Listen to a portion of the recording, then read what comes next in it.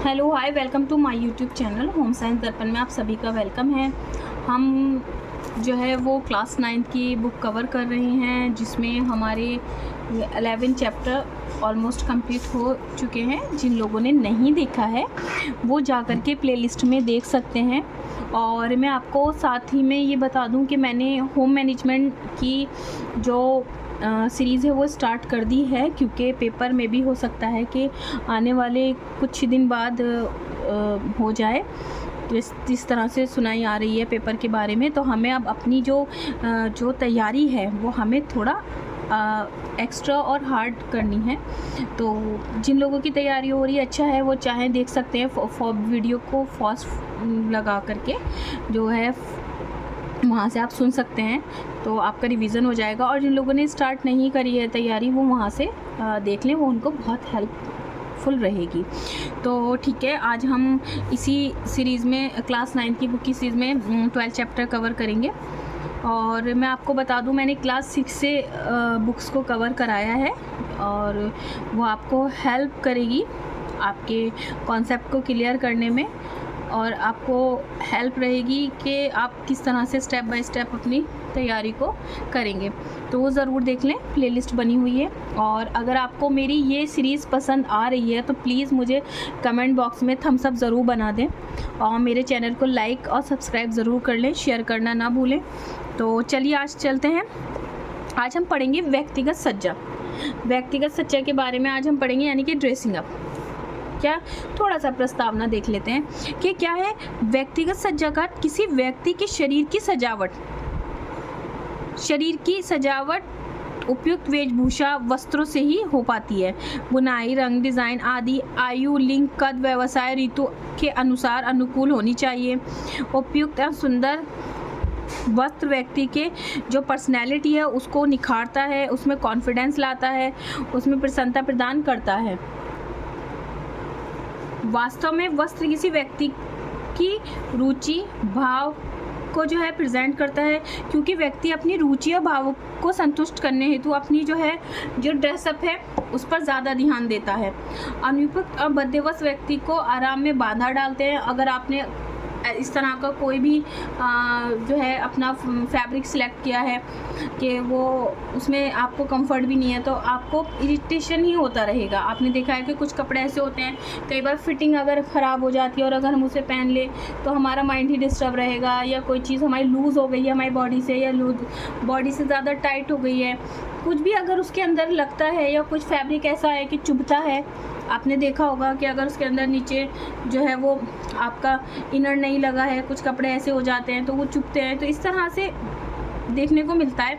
साथ ही में उससे कुड़न और उत्पन्न जो है वह कुड़न उत्पन्न करके उसके व्यक्ति के विकृत भी कर देता है। तो वेशभूषा भी व्यक्ति का विकास का आधार माना गया है। ठीक है, तो ये हमने देख लिया। थोड़ा सा हम देख लेते हैं कि व्यक्ति सज्जा का व्यक्ति के शरीर की सजावट है। अच्छा, एक आप ना आंसर कीजिएगा मुझे कमेंट बॉक्स में, मैं आपको नेक्स्ट वीडियो में बताऊंगी उसका आंसर। कि 4 सिद्धांत हैं। चलिए मैं आपको बता ही देती हूँ कि जो टेक्सटाइल के हैं, लज्जाशील, अलज्जाशील, सुरक्षा और सजावट, यानी कि मॉडेस्टी, इनमॉडेस्टी, और आपका जो है वो सुरक्षात्मक यानी कि केयर, और डेकोरेशन। ये 4 जो है वो सिद्धांत हैं, और ये नेट में अक्सर पूछे जाते हैं, आ भी चुके हैं। तो ठीक है, ये नियम है। ठीक है, आप इसको पढ़ लीजिएगा, वीडियो बहुत ज़्यादा बड़ी हो जाएगी, पॉज करके पढ़ सकते हैं। ठीक है, हम देख लेते हैं व्यक्तिगत सज्जा के लिए वस्त्रों का चुनाव हम कैसे चुनेंगे।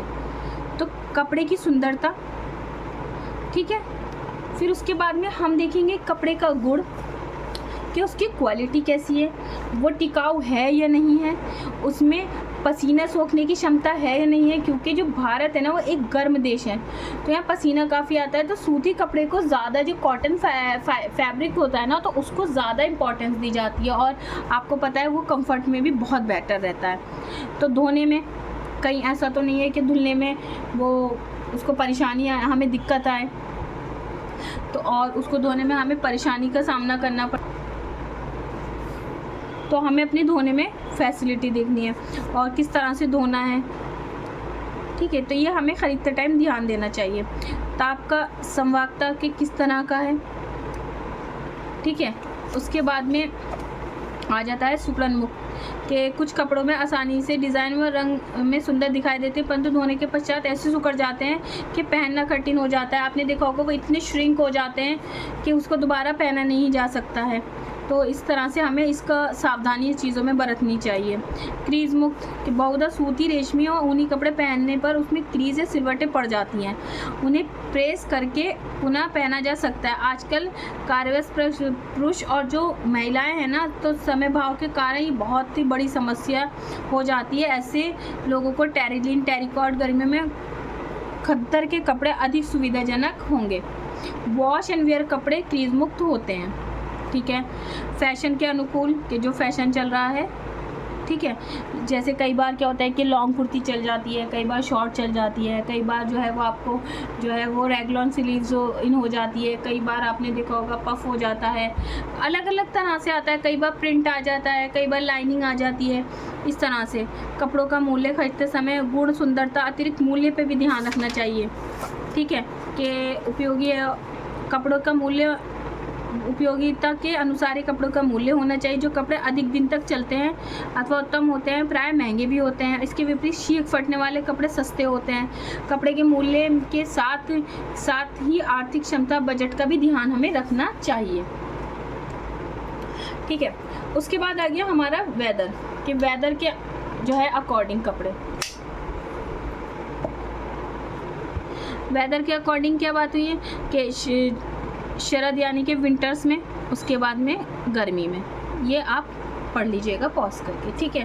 फिर उसके बाद में देख लेते हैं व्यक्तिगत वेशभूषा की अन्य कुछ बातें। क्या है कि आयु, कि बच्चों के लिए किस तरह का लेना है, जो कॉलेज में पढ़ रहे हैं उनको किस तरह का लेना है, ठीक है। और जो वयस्क हैं उनके लिए किस तरह का लेना है, यहाँ इस तरह की बात की गई है। तो यहाँ पर जैसे बड़े बूटे वाले, छोटे बूटे वाले, इस तरह से बात की गई है। जो नवविवाहिता हैं उनको किस तरह का लेना है, वृद्ध महिलाएं हैं उनके लिए किस तरह के बात की गई है।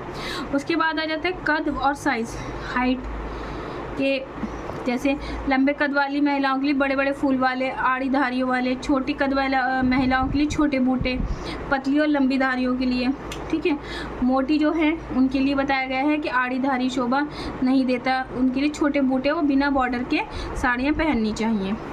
चेहरे के अकॉर्डिंग, लंबे चेहरे वाली स्त्री को गोल गला व गोल चेहरे वाली को लंबा और चौकोर गला पहनना चाहिए।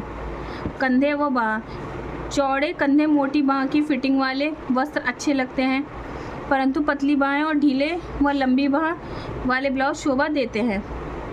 वस्त्र का मेल व रंग, ठीक है। रेशमी साड़ी के साथ खद्दर का ब्लाउज अथवा सादी साड़ी के साथ कीमती ब्लाउज पहना जाए तो वो ठीक नहीं लगेगा। तो जिसके साथ जिस तरह का फैब्रिक है उसी तरह का हमें ख्याल रखना है।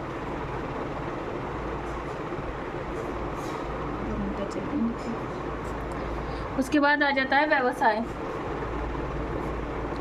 व्यवसाय के अकॉर्डिंग, जिससे व्यवसाय से मीनिंग के देखिए, जैसे सेना का सिपाही है उसकी पोशाक मिलिट्री रंग की होती है, वकील की पोशाक काली रंग की होती है, डॉक्टर की सफ़ेद रंग की होती है, तो ताकि उनको पहचाना जा सके उस तरह से उसके बाद इसमें बात की गई है। फिर विभिन्न व्यक्तियों की वेशभूषा, पुरुषों की अलग होती है, स्त्रियों की अलग होती है, ठीक है। उसके बाद में बच्चों की बात करें, बच्चों के लिए अलग होती है, किस तरह की है, किस तरह का फैब्रिक लेना चाहिए, इस तरह की बात। छोटे बच्चे, शिशुओं के लिए, कि छोटे बच्चों के लिए मुलायम वस्त्र ही चुनने चाहिए। उनकी शारीरिक वृद्धि तेज़ी से होती है, तो थोड़े कपड़ों का ना इस तरह के बनाए कि वो पहन लें आगे, थोड़ा जो उसके अंदर दबाव होता है ना वो छोड़ना चाहिए। यहाँ इस तरह की बात की गई है। युवक युवतियों के वस्त्र का चयन, तो क्या है कि इसके लिए वस्त्रों का चयन ज़रा मुश्किल हो जाता है, क्योंकि समय और परिवेश में भी बदलता रहता है। तो यहाँ वस्त्र का चयन तत्कालिक फैशन के अनुसार ही किया जाना चाहिए। कॉलेज में पढ़ने वाली लड़कियों के लिए, और कॉलेज में पढ़ने वाली लड़कियों के लिए वो किशोरावस्था में अथवा युवावस्था में की होती है, तो वस्त्र चयन आर्थिक स्थिति, शारीरिक आकृति, साथ साथ अन्य महिलाओं की बात व्यक्ति ही होता है, लेकिन फैशन निरंतर परिवर्तनशील होने तथा युवक युवतियों की नवीनता की ओर आकर्षक होना उन्हें असामान्य परिधान पहनने को बाध्य करता है। ठीक है, इस तरह की बात की गई है। और मौसम के अनुकूल जो है वो अनुकूल हमें कैसा वेशभूषा का चयन करना चाहिए कि गर्मी में अलग, ठंड में अलग, या फिर बीच का मौसम है तो उसमें हम जैसे सिल्क वगैरह कैरी कर सकते हैं। ठीक है, अवसर के अनुसार स्कूल के लिए जैसे कि यूनिफॉर्म बनती है, हर स्कूल का अपना एक यूनिफॉर्म होता है ताकि उसे पहचाना जा सके। ठीक है, कार्यस्थल के अनुसार जैसे चिकित्सक, वकील, प्रोफेसर, आपकी पुलिस, और इस तरह से आप देख सकते हैं। उसके बाद में रात्रि भोज के लिए, यहाँ पे रात्रि भोज के बारे में कहा गया, तो क्या है कि रात्रि भोज के अनुसार हम देखते हैं यहाँ पर बताया गया है। उसके बाद 30 त्योहारों के अनुसार कि 30 त्योहार पे उल्लास का अवसर होता है तो हर्षोल्लास के साथ, उमंग के साथ वातावरण होता है। तो क्या होता है कि किशोरी जो है वो जीन्स स्कर्ट आदि पहनती हैं, महिलाओं में लहंगा, ओढ़नी, इस तरह के परंपरागत वस्त्र पहने जाते हैं। तो ये पारंपरिक वस्त्र धारण करे जाते हैं, इस तरह की बात की गई है।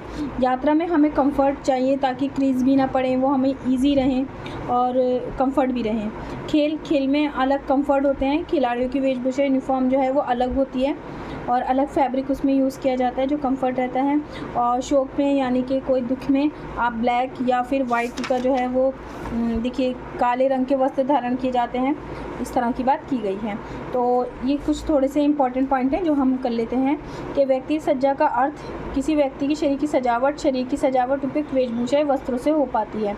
वस्त्रों के गुण टिकाऊपन, पसीना सोखने की क्षमता, धोने की क्षमता, साफ संवाहकता और सुकड़न मुक्त, फैशन के अनुकूल। वस्त्र खरीदते समय हमें एज, जो हाइट है, साइज़ है, वस्त्रों के मेल और रंग पे विशेष ध्यान देना चाहिए। साड़ी, ब्लाउज, पेटीकोट, कुर्ता, सलवार, दुपट्टा, कार्डिगन आदि स्त्रियों के वस्त्र होते हैं। सफ़ेद वस्त्र कम जो है वो उष्णता ग्रहण करते हैं, इसलिए ये गर्मियों में बेस्ट होते हैं। शरद में जो है हम गहरे रंग का यूज़ करते हैं। शौक के अवसर पर सफ़ेद या काला रंग इस तरह का यूज़ करते हैं। 30 त्योहारों पर हम बहुत ज़्यादा कलरफुल कपड़े और परंपरागत वस्त्र जो है वो धारण करते हैं। उसके बाद में ये छोटे क्वेश्चन हैं, आप इसको ज़रूर देख लें और इसमें से कुछ PYQ भी हैं,